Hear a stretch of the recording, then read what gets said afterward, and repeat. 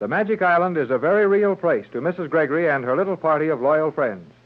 The finding of her daughter Joan on the island should have brought the story of the 14-year search to a happy ending, but such is far from true. Jerry and Joan, with Mrs. Gregory and the captain, found it comparatively easy to escape from the island. Now their position is much more difficult. 400 feet below the surface of the water, 200 feet below the spot where the artificial island is hidden in a volcanic crater, the mysterious city of Euclidia, a complete community, capable of sustaining life indefinitely, holds our friends tightly in its grip, and escape seems far away. Come, Mother, we may as well return to our quarters. Well, sure, Mrs. Gregory, come on. I hate to leave Tex without knowing just where he is. Well, we couldn't help him any if we did know. I suppose you're right, Jerry. He is indeed, Mother. Very well, Joan, dear. I'll wait quietly for news of the captain. But why return to our quarters?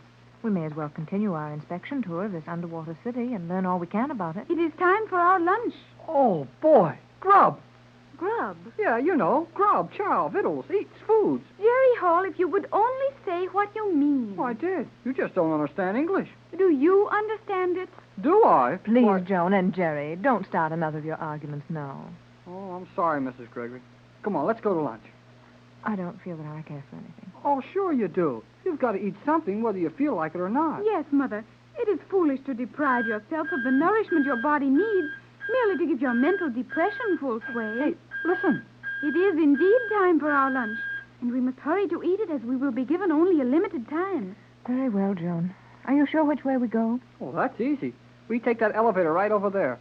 One nice thing about this underwater city, they don't hide things as much as they did up in the island. That is true, Jerry. We will be able to find our quarters at any time. It's very obvious that the Euclideans don't feel it necessary to take any further precautions against our escaping.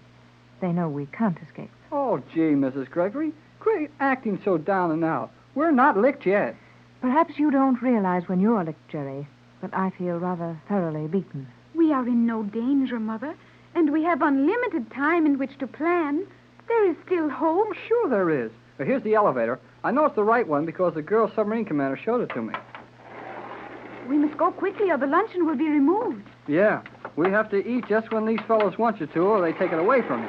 Now, hang on tight, Mrs. Gregory. The commander said this elevator was mighty fast. If she thought it fast enough to warrant her warning, it would probably be terrifying. There are a number of handles which we may grip with our hands. Yeah, and those handles look pretty shiny, like somebody's been hanging on plenty. Well, get set.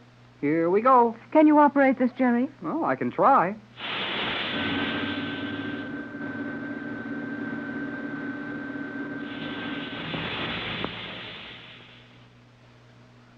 Well, I guess I can run it all right. Well, at least we've been shot upward some distance in almost no time. I think this will be where we leave the elevator. I know blame well it's where I leave it. That was too fast for me.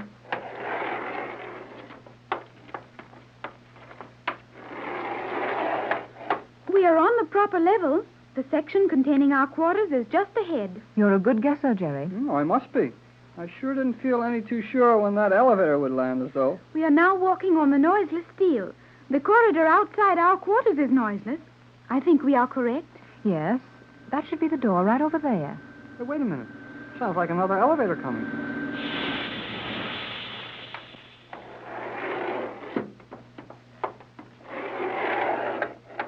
Well, well, well. Oh, Tex, I'm so glad to see you. Did you come up in one of those rocket elevators? I sure did. And when those things take you places, you really get there. Where have you been? Talking to G47. I'll tell you all about his wheat. That lunch signal gives only so much time. Isn't that right, Joan? That is correct, Captain. We will have only a few hundred seconds in which to enjoy our luncheon. Well, maybe we can eat it in a few hundred seconds, but we sure can't enjoy it much. This is our door, isn't it? I think so. We're home. Home. Oh, Jerry. Oh, I'm sorry. What's the matter? Mother has been very depressed, and Jerry and I have had no success in attempting to improve her frame of mind. Oh, forget it, Pat. Now let's see what these Euclidean wizards have brought us for lunch. Oh, boy. Fresh cantaloupe. Well, go ahead, Joan. Go ahead. Oh, make your wisecrack. Dig up some fancy name that none of us ever heard of for cantaloupe. It is not necessary to correct you at this time. Cantaloupe is the proper designation for this form of muskmelon, though your pronunciation of the name leaves something to be desired. Okay, what is it?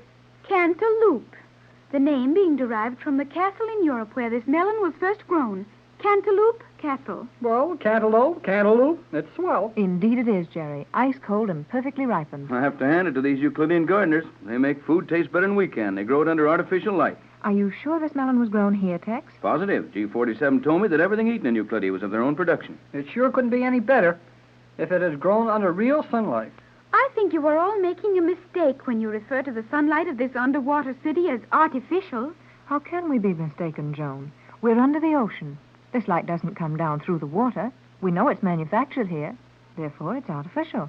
Surely there's no argument as to that. Afraid not, Joan. It just isn't sunlight. Not real sunlight. It does the work all right, though. Precisely. It performs all the functions of sunlight, therefore it is sunlight. The Euclidean light covers a far larger spectrum than sunlight, particularly in the ultraviolet wavelength. And when properly controlled by quartz filters, the amount of health-giving ultraviolet light may be accurately regulated and not depend on the season of the year, the altitude, condition of the atmosphere, relation of the sun to the zenith, and countless other factors which prevent people in your world receiving a constant amount of the beneficial shorter waves. All right, Joan, I give up. These Euclideans certainly look healthy enough, even if they do live under the sea. And if they can do everything with artificial light that we can do with the sun, there's plenty of room for argument over the use of the word artificial. There's nothing artificial about this salad either. The celery is so crisp it sounds like a windstorm when I bite it. No, I haven't heard it. Bite harder. Oh, I think I'm making enough noise, Jerry. Now, that's better, Pat. That laugh did you good. Indeed it did, Mother. You must not allow yourself to become so sad and worried. I'll try to remember that, Joan. After all, we're all in the same predicament, and if the rest of you can be cheerful about it, there's no reason why I shouldn't. Now you're talking. Oh, boy, oh, boy, oh, boy.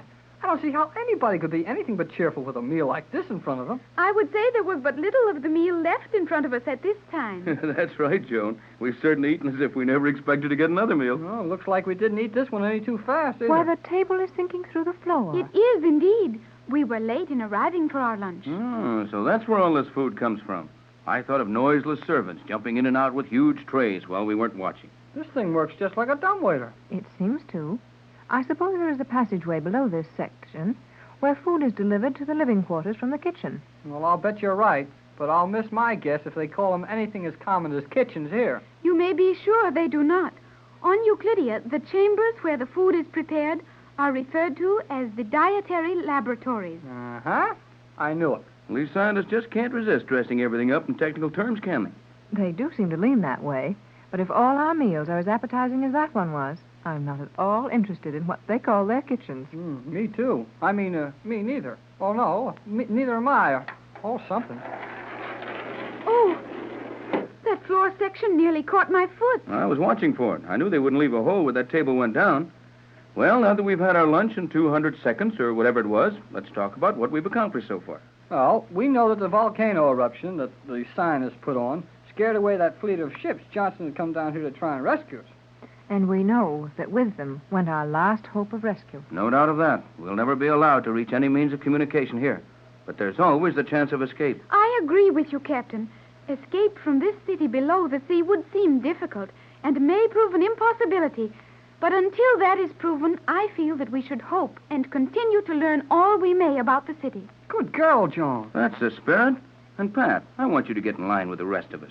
We'll get out of this place if it takes a year or 10 years. I'll do my part, Tex. And for myself, I'm not so greatly worried. I've spent over 14 years looking for Joan, and now that I've found her, I can be fairly content anywhere with her and with you, Tex. But it's Jerry I'm so worried about. Oh, gee, I'm all right. Why worry about me? Why, I'm a swell time here, and I can stand anything the rest of you can. Oh, it isn't that, Jerry. Your father will be terribly distressed over your absence. If only we could get word to him that we're alive and well.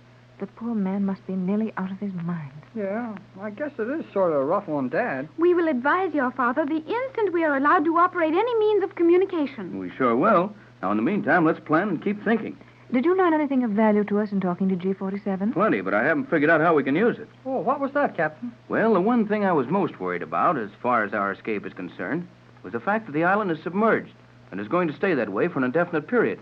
At least a few months, until the world has forgotten us completely and given us up for lost. I thought all the submarines, planes, radios, and everything we might use for an escape were in the island. But they're not. They're not? They're not. Oh, that is splendid, Captain Bradford. There are means to escape from this city, where we may have access to them? The means are here, though our having access to them may be something else. Well, I'll bet it will be. Don't forget we stole one of their submarines the last time we escaped. And when they got it back, after Joan blew it up with those bombs in the Catalina Channel, well, it wasn't anything but a bunch of junk. And G47 will be very bitter over the loss of his submarine. Naturally. They are expensive beyond belief and difficult to construct. I thought of all those reasons for the old boy to be mad at us, and he surprised me plenty when he thanked me for spoiling his submarine. He did what? G47 thanked you for almost destroying that beautiful boat? He did, and he meant it. But I do not understand that, Captain Bradford. G47 cared more for those submarines than anything on Euclidia. Right, and that's why he was grateful to us. We showed him that his idol had feet of clay. The submarines weren't as perfect as he thought, or we wouldn't have been able to render that one helpless so easily. He thinks we've done him a big favor in showing up the weakness in that boat, and he's asked me to help him design another, eliminating the faults we found in that one. Tex, it's almost unbelievable. G47 has asked you to help him on a new submarine. He has? Oh, boy! There's your chance to begin to plan for our escape. And more than that, I'm to be allowed to see the rocket ships. They actually have rocket ships? I told you of the rocket-propelled airship. Better than that, Joan. They have rocket ships built like submarines, which will operate under the water, on the water, or in the air. And those rocket ships are somewhere in this underwater city, somewhere that we'll finally locate. And when we do...